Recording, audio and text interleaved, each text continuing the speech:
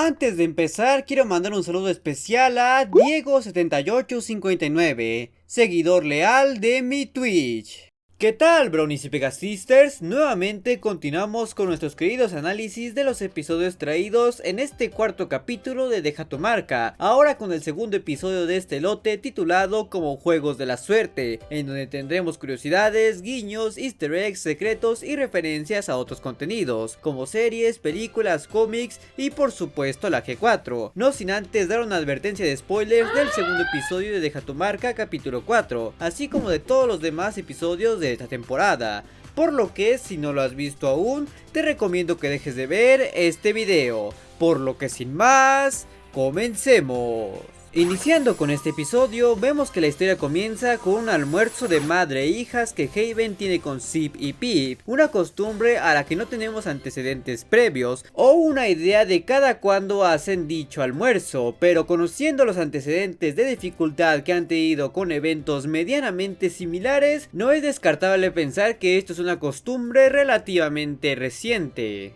Vemos que Sunny ya posee un batido especial para cada yegua, incluso la reina Haven, lo que nos quiere decir que esta costumbre ya se ha hecho varias veces en el puesto de Sunny. Lo raro aquí es que los batidos de Zip y Pip no son los que anteriormente se habían establecido como los favoritos de estas, ya que en el episodio de Cuenta tu historia llamado Los batidos de Sunny se mencionó que el batido de Zip era de mantequilla de maní con plátano y el de Pip era ola de fresa. Pero aquí el batido de Zip es golpe de poder proteico y el de Pip es fruticolada, aunque sabiendo que la problemática de ese episodio era que Sunny quería que probara nuevos sabores, es de entender que Zip y Pip llegasen a hacerlo. Aquí conocemos uno de los tantos eventos raros de los unicornios, siendo la excursión de criaturas del bosque. Un evento lunar en el que un pony y un animal deben formar equipo para cruzar diversos desafíos absurdos para ganar la competencia. Esto de cierta manera recuerda a la Hermandad de los Cascos, el evento donde un par de hermanas competían en retos igualmente de naturaleza absurda, así como los desafíos del pony de hierro y la carrera anual de hojas, pero también recuerda a la competencia de mascotas que Rainbow Dash hizo para elegir una mascota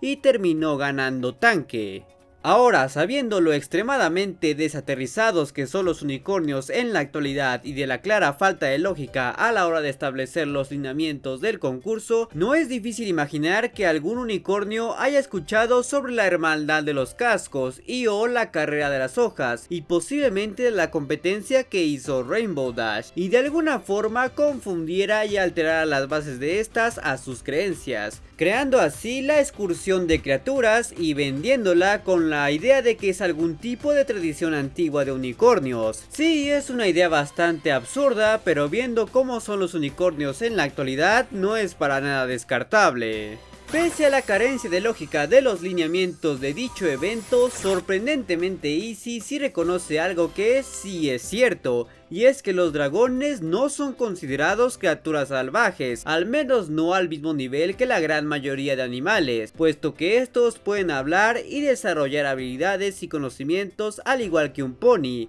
básicamente ambos cumpliendo el rol de un humano en este mundo. Esto es sorprendente, especialmente para los unicornios, dado que no sería raro pensar que sobre todo ellos creyeran que los dragones son animales primitivos, esto porque no ha habido dragones en Equestria en generaciones y los unicornios claramente ya no tienen los cascos sobre la tierra, pero aún así poseen el suficiente conocimiento como para reconocer que un dragón es una criatura inteligente, así que deja en duda de qué otros conocimientos de la antigua Equestria aún poseen. Aunado a esto, hay que señalar que el que Hitch considera a Sparky para este evento realmente lo deja mal parado, ya que parece indicar que este lo ve o de cierta forma considera a Sparky más como una mascota que como un hijo. Esto, aunque absurdo, es sustentado con lo anterior dicho, de que los ponis no saben que los dragones son inteligentes, porque desde hace siglos no han visto a uno, y de hecho ya hemos visto otros ponis pensar que los dragones podrían fungir fungir más como una mascota que como un igual, así que esto es una idea sólida. Ni siquiera hay que ir a la G5 para notar esto, ya que en la G4 hay indicios de que esta creencia estaba presente,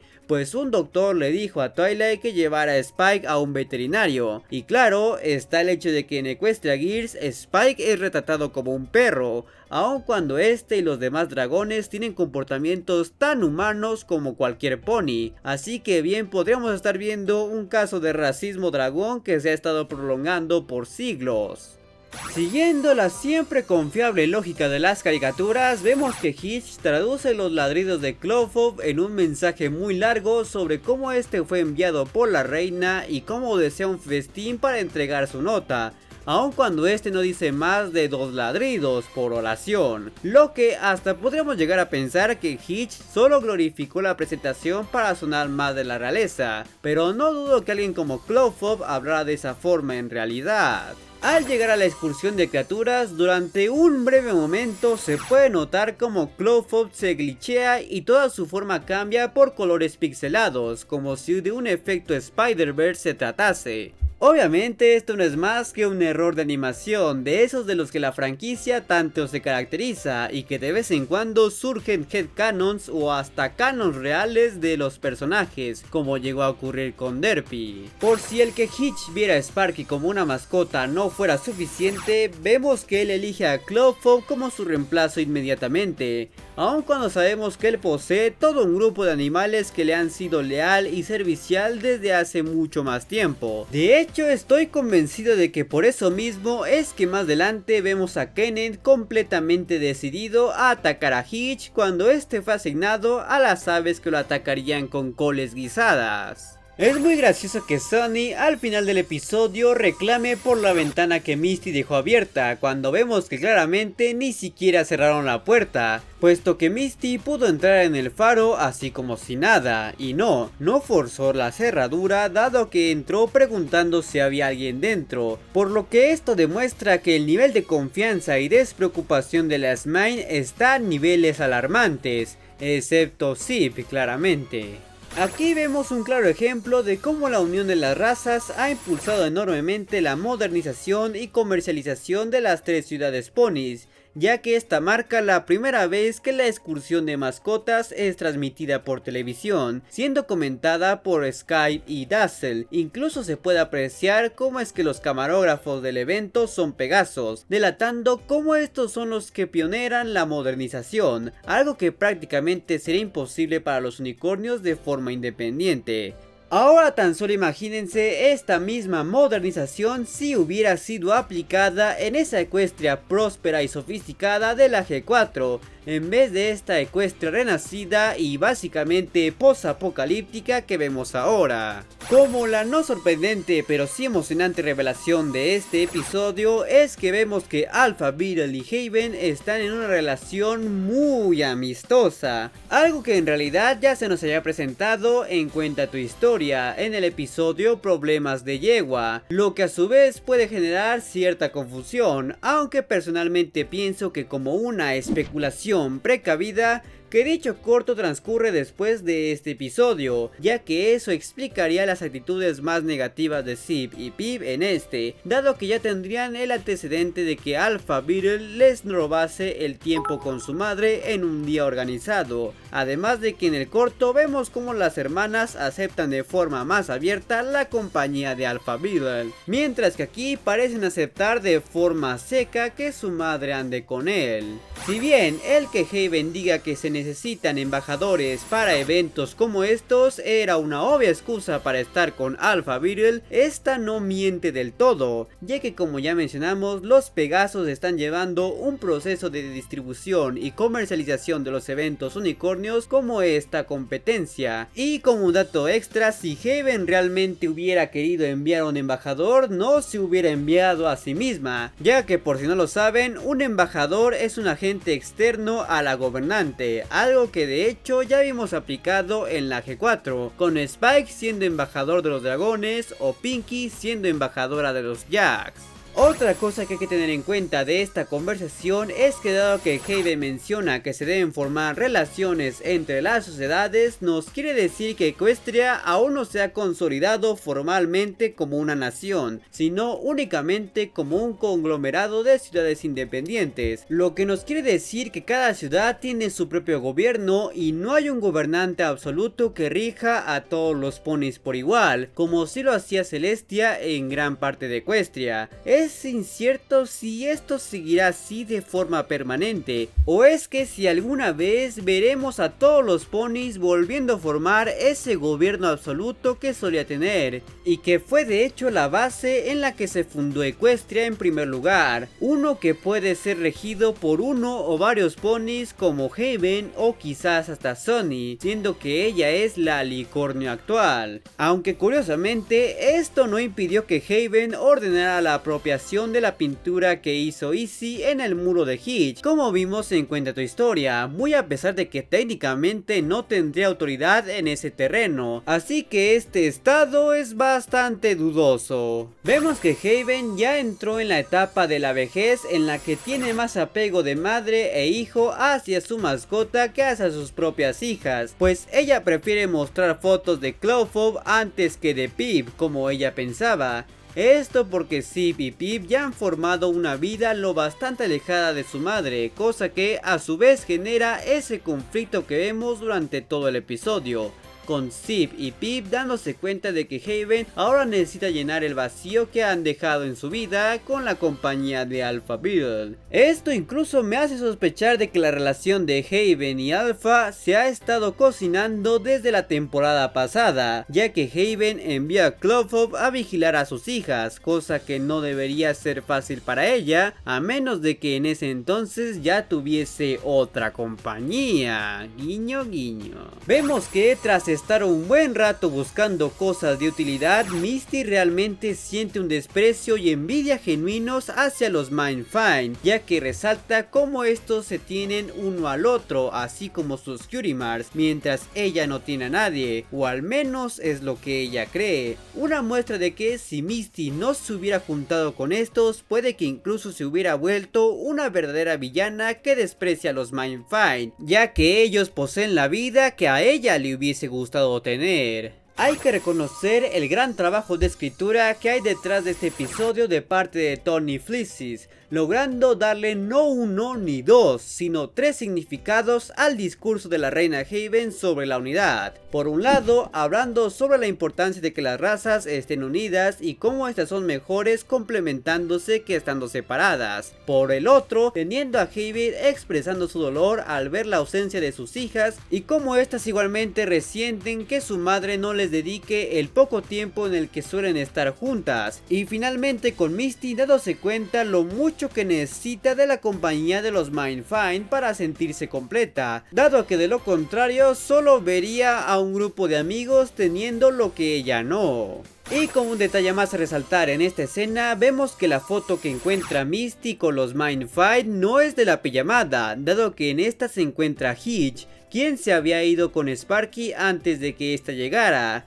indicando que esta foto es de un momento posterior que muestra que Misty ha pasado mucho tiempo con el grupo, algo que también podemos corroborar en Cuenta tu Historia. Un elemento que queda bastante ambiguo es si Sparky decide escalar el árbol de los deseos de Bridalwood por el simple hecho de ser Sparky, o es que hay algún elemento mágico que lo impulsa. Esto porque vemos que cuando Sparky entra en contacto con el árbol, vemos que emerge un brillo raro de sus palmas, siendo esto muy parecido a lo visto cuando tocó el árbol mágico hecho por los Mindfind la temporada pasada. Con esto podemos llegar a creer que Sparky es algún ser sensitivo a los árboles mágicos, o más concretamente a los árboles de la armonía. Esto siguiendo la idea de que ese árbol mágico es algo así como un nuevo árbol de la armonía. Aunque eso también implicaría que el árbol de Bridalwood también lo es, cosa que dejaría más dudas que respuestas.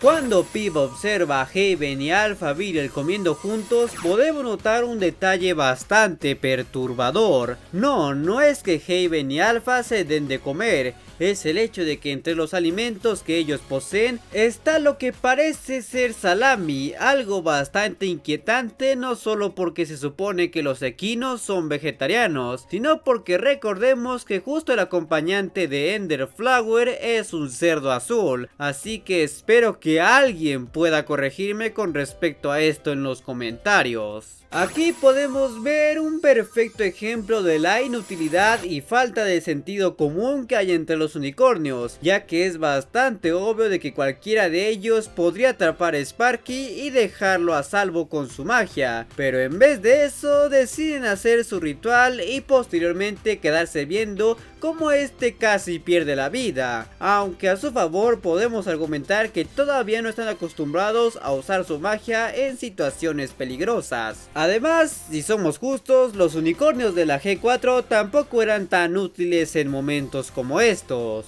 En términos humanitarios, es realmente noble que los unicornios le den el premio a Ender Flower, independientemente de su posición, ya que estamos hablando de la pony más vieja de Bridalwood que ha ayudado a Izzy y seguramente a muchos otros con sus consejos, y darle ese premio con la muerte prácticamente junto a su puerta es algo bastante emotivo, pero obviamente en términos más fríos es realmente injusto que alguien tenga prácticamente el premio asegurado, puesto que en sí vuelve a toda la competencia redundante, y más teniendo en cuenta que los otros concursantes, o al menos Hitch, no sabían de esto. Pero por otro lado, siendo justos, es posible que aun si este asunto no estuviera, Hitch no hubiera ganado de cualquier forma, ya que al haberse desviado de la pista para salvar a Sparky y posiblemente haber saltado alguno que otro obstáculo al regresar, le debió haber valido una descalificación, eso suponiendo que las reglas lo establezcan así, cosa que en este caso es completamente incierto.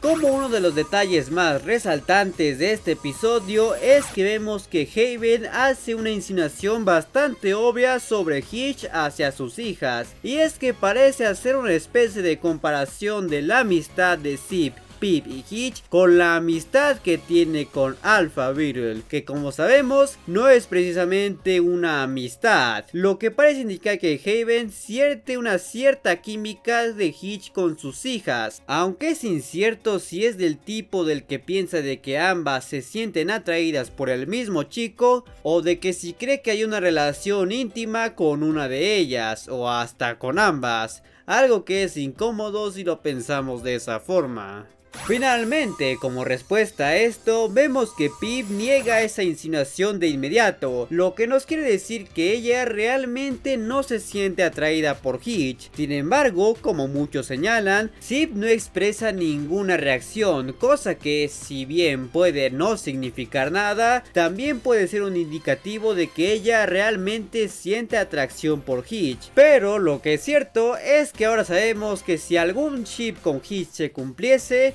definitivamente no sería con Pip. Pero si ahora quieres conocer todas las curiosidades del episodio pasado de Deja tu marca o del especial Bridalwood Stock, te dejaré las respectivas ventanillas a las que puedes hacer clic.